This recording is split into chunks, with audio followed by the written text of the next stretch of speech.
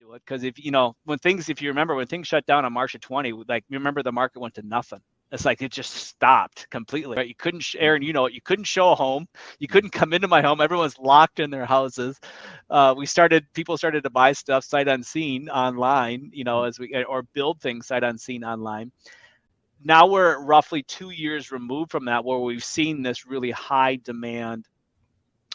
Tell us, what are some of your biggest learning curves?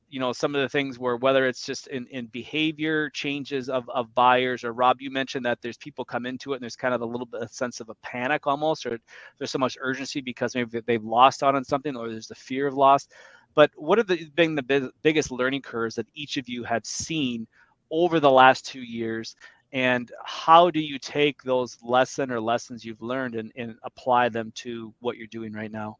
I think in terms of, don't underestimate amenities, and going through COVID, even halfway through, people realized that their lifestyle was they need more space. They need a home with more amenities. And I think if you're building a spec home, it's a prerequisite now in our area in Plymouth, Maple Grove, Wayzata Schools, to have a sport court and bonus rooms, 4-car garages, communities with a pool. You work from home, you need an office, you need space for that virtual office, and these things aren't going away. And it just reinforced to me the importance of those amenities and going into the future.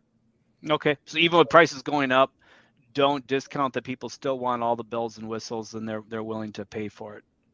Very much so. Yeah, I think if you're going to go through that, and even if it isn't a forever home, there's a reason why you're making that transition, and why not do it into something that you're like we're doing now.